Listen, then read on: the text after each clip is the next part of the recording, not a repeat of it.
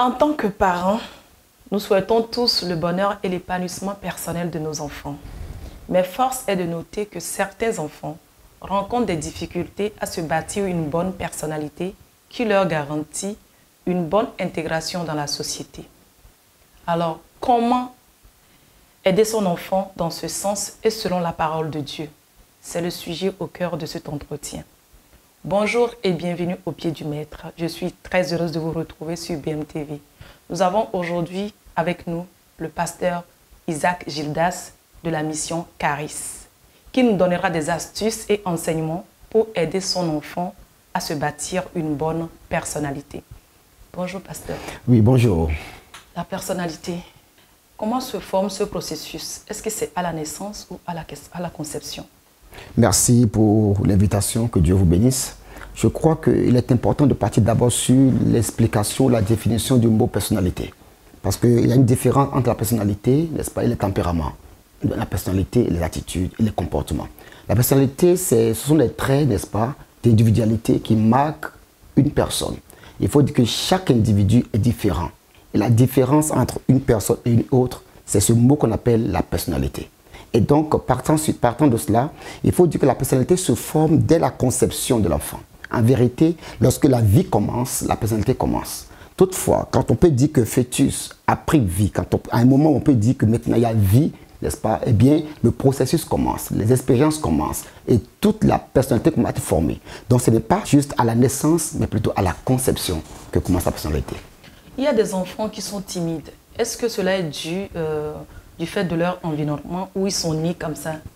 En vérité, la timidité d'une personne dépend de plusieurs facteurs. Il y a d'abord les parents qui sont les géniteurs, n'est-ce pas? Parce que, au fait, ce sont les deux parents qui donnent des siens pour que l'enfant puisse exister. Il y a d'abord les deux facteurs des parents qui sont géniteurs. Il y a l'environnement de l'enfant. Il y a aussi d'autres causes extérieures qui peuvent amener un enfant à se rétracter et pouvoir perdre la parole et donc se muer dans un silence qu'on peut appeler la timidité. Y a-t-il moyen de corriger la timidité? Bien sûr, bien sûr. Le premier facteur pour corriger la timidité de l'enfant, c'est d'abord l'écouter. C'est lui trouver une atmosphère où il peut s'exprimer. Parce qu'en vérité, beaucoup de parents, surtout en Afrique, nous avons cette féodalité où quand le papa parle, on se tait, on ne répond pas. Je me rappelle très bien de mon papa, quand mon papa vient à la maison, tout le monde se range. C'est un monsieur très autoritaire.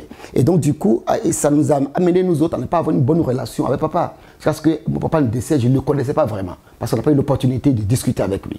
Et donc, pour que l'enfant sorte de la timidité, il faut le laisser s'exprimer. Il faut l'écouter. Il faut avoir du temps pour lui. C'est très important. L'affirmation de soi, c'est très important. Mais dites-nous, en quoi c'est vraiment quelque chose dont a besoin chaque enfant?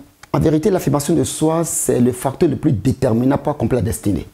Lorsque vous ne vous connaissez pas, vous ne pouvez pas vous affirmer, vous ne pouvez pas vous accomplir. Et donc, l'affirmation de soi, c'est l'élément le plus important pour l'accomplissement d'une destinée. Or, nous savons tous que nous sommes différents et nous sommes tous nés pour accomplir des tâches uniques. Donc, votre présence sur Terre, ma présence sur Terre, la présence de mes frères sur Terre sont uniques. Et donc, pour que nous puissions arriver à faire ce pourquoi nous sommes là, nous devons forcément arriver à nous affirmer. Pour aider son enfant, il faut le connaître.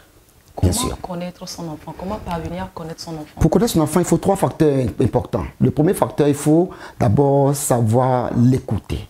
Il faut savoir passer du temps avec l'enfant. Il faut savoir, n'est-ce pas, ne pas tout le temps dire non. Il faut pouvoir laisser l'enfant à des caprices, à pouvoir s'exprimer, pas dire je veux ci, je veux pas ça, ainsi de suite. Parce qu'en vérité, pour connaître quelqu'un, il faut passer du temps avec la personne. Là où vous me direz, je connais mon mari. Parce que vous avez passé du temps avec lui, vous avez duré dans un foyer, ainsi de suite. Donc pour connaître quelqu'un, il faut passer du temps avec la personne. Et ce qu'aujourd'hui, nous n'arrivons plus à faire. Parce que papa court pour aller chercher l'argent, maman court pour aller au boulot. Il y a peut-être des domestiques qui sont avec les enfants à la maison. Et finalement, à un certain âge, on a amené de l'argent, on a amené le confort, on a amené ce qu'il faut. Mais on ne connaît pas nos enfants. Ils sont pour nous des pareils, des étranges et personnes. Pourquoi? Parce qu'on n'a pas eu le temps de rester avec eux. Il y a certains parents, dans le processus d'aider son enfant à se connaître ou à avoir confiance en lui, ils tolèrent certains caprices. Jusqu'à quel niveau un parent peut-il tolérer les caprices de son enfant? Et surtout qu'il faut dire que tolérer les caprices de l'enfant est important. Il ne faut pas tout le temps dire aux enfants ce qu'ils doivent faire. Parfois, il faut les laisser. C'est pour cela que, sous d'autres cieux, chaque enfant a sa chambre. C'est important, ça part de la base. Il faut permettre à l'enfant déjà à l'âge de 7 ans d'avoir son univers, de s'organiser dans sa chambre, pouvoir mettre ses poupées ici ou ses jouets là, et pouvoir choisir là où il va mettre sa télévision, là il va mettre son lit, arranger ses affaires. Ce sont des éléments très importants pour permettre, n'est-ce pas, aux enfants de pouvoir de s'exprimer. Parce qu'en vérité, ces choses-là, regardez, en Afrique, ou plus ou moins chez nous au Bénin, il y a 3 enfants, 4 enfants dans une chambre. Vous comprenez? Et l'autre, il n'a pas d'espace. Or, sans espace, vous ne pourrez pas, n'est-ce pas, véritablement sortir ce que vous avez au-dedans de vous. Donc, premièrement, il faut, n'est-ce pas, permettre aux enfants de pouvoir s'exprimer, de pouvoir faire des caprices. En vérité, les caprices de nos enfants ne sont pas que des caprices. Parfois, en tant qu'adultes, nous les voyons comme des caprices. Mais au vrai, ce sont des signaux. Ce sont des éléments qui nous permettent de connaître ces enfants. Parce qu'un enfant, par exemple, qui me dit, eh, viens, on va manger telle chose. Je prends l'exemple du gari, on va prendre du gari. Il dit, non, je ne veux pas du gari. Je vais peut-être manger du shawarma. Bon, vous savez, en vérité, ça peut peut-être faire penser à ce que, mais comment, il veut trop, n'est-ce pas? Mais en vérité, ce n'est pas que ça. Il y a un côté qu'il faut comprendre. Parce qu'en vérité, le devenir de chaque personne est attaché au choix qu'il fait aujourd'hui. En vérité, il faut corriger un point. Il faut que nous apprenions à ne plus dire à nos enfants, il n'y en a pas. Il n'y a pas. Il n'y a pas. C'est pas bon. Parce que l'enfant grandit avec une mentalité du manque. Et même demain, il va pouvoir commencer par se donner certaines restrictions. C'est-à-dire qu'aujourd'hui, nos parents ne se donnent plus du plaisir. Les parents vivent uniquement pour les enfants. Ils se privent de tout. Pourquoi? Parce qu'il a grandi dans l'atmosphère où il a tout le temps entendu, il n'y a pas, il n'y a pas. Et donc, en grandissant, il le répète à ses enfants. Il n'y en a pas, il n'y en a pas. Mais c'est dangereux. Quand vous prenez 2 enfants, un qui a grandi avec la mentalité de l'abondance et la mentalité du manque, ils ne sont pas 2 adultes, non, même, ils sont très différents.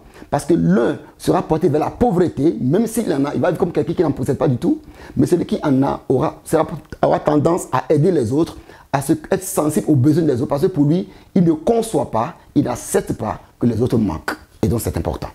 Alors, en tant que chrétien, comment amener son enfant à découvrir sa personnalité à travers la parole de Dieu? Je pense que pour qu'un enfant puisse se découvrir, il faut premièrement, comme je disais tantôt, permettre à l'enfant de s'exprimer, de s'extérioriser.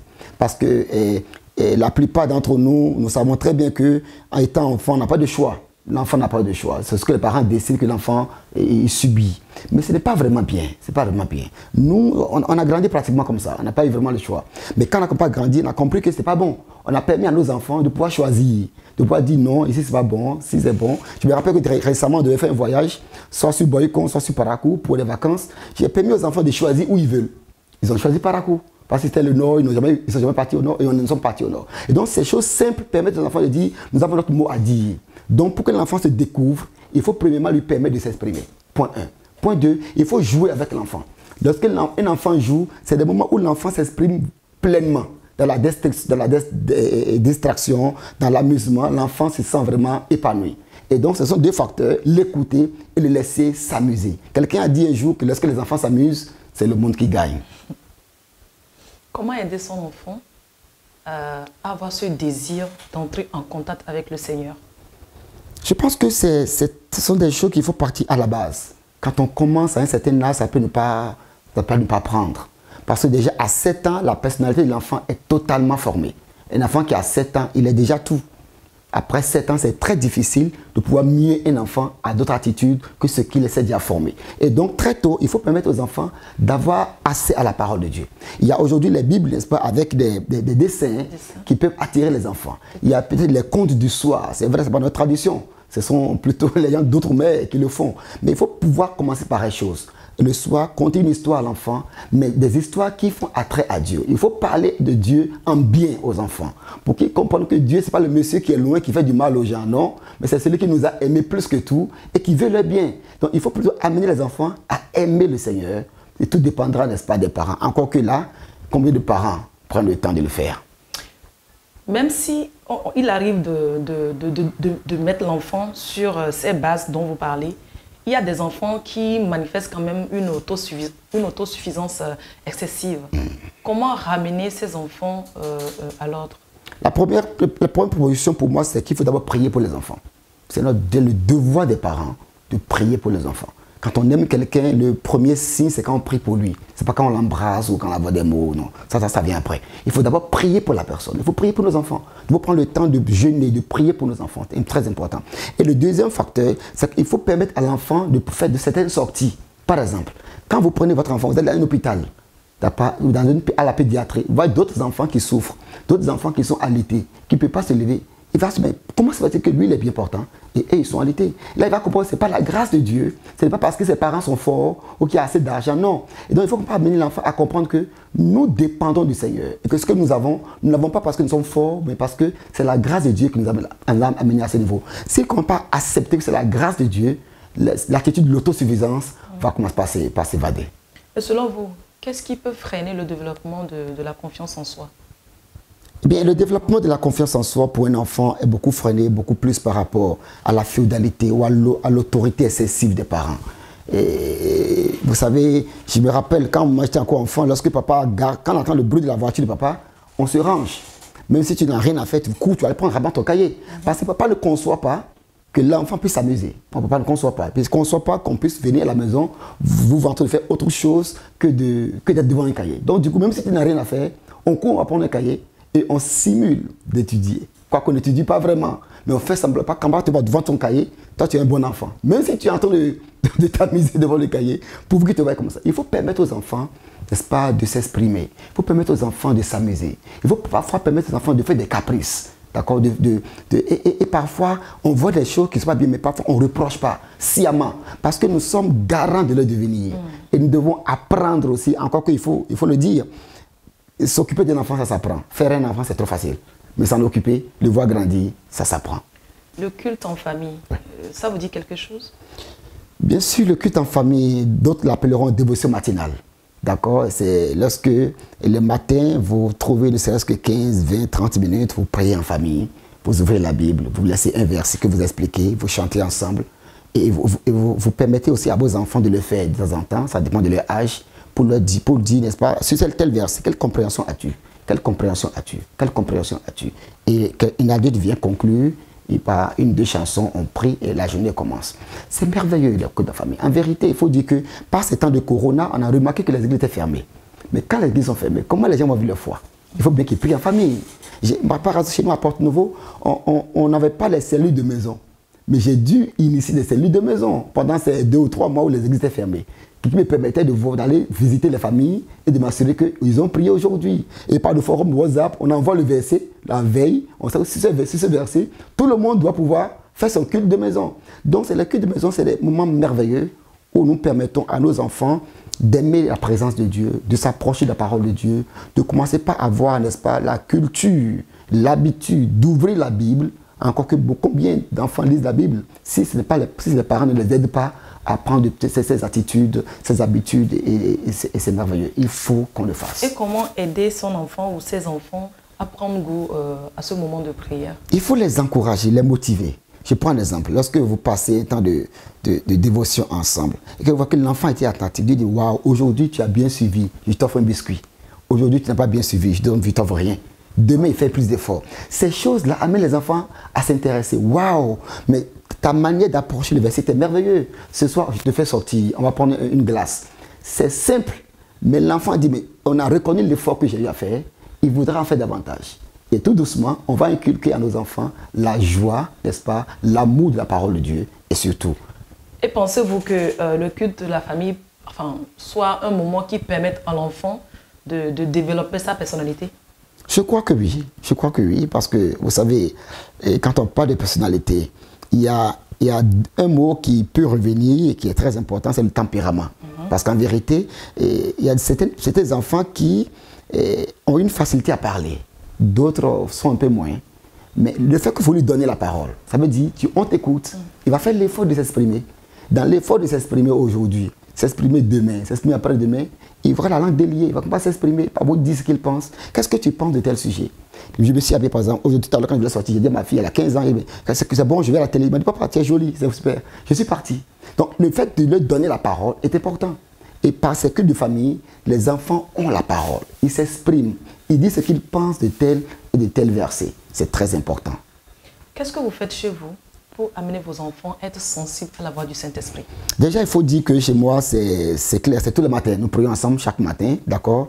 Et moi, j'ai un seul enfant, j'ai une fille, elle a 15 ans, d'accord? Et donc déjà, elle conduit très bien le culte, elle même prêche même à l'église, elle prêche chez moi. Donc du coup, c'est pour dire que elle, par exemple, elle, au début, tout au début, quand on a commencé avec elle, je n'étais pas encore très ancré au cœur de famille. Donc c'est bien tardivement que j'ai été informé de cette affaire qui, moi, j'ai vraiment embrassé. Et très tôt, et depuis on a commencé, j'ai remarqué que ma fille peut prendre un verset, l'expliquer et conclure. Elle peut prêcher en un mot. Elle peut faire 15-20 minutes de prédication calme. Parfois elle prêche et je suis béni. Et de waouh. Donc ça veut dire que ce truc-là, elle a appris parce que le culte de famille a été instauré. Vous comprenez? Souvent dans nos églises, on n'a pas souvent les classes pour les enfants. Il y a un temple où enfants et adultes sont amassés. Et le pasteur prêche. L'enfant, ce que le pasteur dit, est-ce qu'il comprend vraiment? Point d'interrogation. À la fin, on prie et tout le monde rentre. Parfois, les enfants ne comprennent pas. Ceux qui ont 5 ans, ceux qui ont 6 ans, ceux qui ont 7 ans, ne peuvent pas comprendre ce que les adultes de 20 ans, de 30 ans comprennent. Donc, le culte de famille est très important. Vous avez des conseils à donner à des familles qui n'ont pas encore ce système-là de permettre aux enfants de prier en famille? Je voudrais d'abord le dire, je suis convaincu que chaque parent est responsable, n'est-ce pas? Responsable du devenir de son enfant. Et par conséquent, il faut que nous puissions aider nos enfants à s'approcher du Seigneur. Le plus grand héritage qu'un parent peut laisser à son enfant, c'est l'amener à connaître Dieu. C'est le plus grand héritage. Le reste, ça vient après. Et donc, je crois que nous devons amener nos enfants à la lecture de la parole de Dieu. Achetez à vos enfants des Bibles qui ont des dessins. Les enfants aiment les dessins. Les Bibles où parfois, il y a même des petits kits où le Bible peut être audio, n'est-ce pas? Eh bien, il faut pouvoir aider nos enfants pour qu'ils puissent prendre goût à la parole de Dieu. Je suis convaincu que tout doucement, ça viendra. Surtout, prions pour nos enfants. Vous pouvez prier pour ces enfants? Bien sûr. Prions. Père, nous voulons te dire merci dans le nom de Jésus. Seigneur, nous sommes reconnaissants pour ce temps merveilleux que nous avons passé avec DMTV. Seigneur, je viens, notre Dieu, élever ma voix pour prier pour tous les enfants et tous les parents qui nous écoutent en ce moment. Seigneur, permets, notre Dieu, que cette émission soit utile pour chaque parent, afin qu'ils apprennent davantage à s'occuper de leurs enfants. Je prie que le Seigneur préserve chaque enfant dans le nom de Jésus, afin que l'Esprit de Dieu soit leur rempart, leur protection à tous égards, que l'ennemi n'ait point accès à eux dans le nom de Jésus. Seigneur, permets que le cocon familial, puis soit pour chaque enfant, n'est-ce pas, l'environnement où il peut vraiment se défouler, s'exprimer, pour pouvoir être un adulte à la gloire du Seigneur. Bénis chaque enfant dans le nom de Jésus. Amen. Amen. Merci, pasteur, pour votre disponibilité. C'est moi qui vous remercie. Que Dieu vous bénisse. Amen. Aider son enfant à découvrir qui il est une phase naturelle de son développement. Ainsi, si plusieurs influences s'avèrent anodines, d'autres sont certainement bénéfiques. En effet, le jeune enfant se forge une identité et évolue en observant les gens qui l'entourent et en imitant certains de leurs comportements. D'où la nécessité d'instruire son enfant dans les voies du Seigneur, afin qu'en grandissant, il ne s'en détourne point. Merci de nous avoir suivis et à bientôt sur BMTV ou un autre numéro au pied du Maître. Dieu vous bénisse.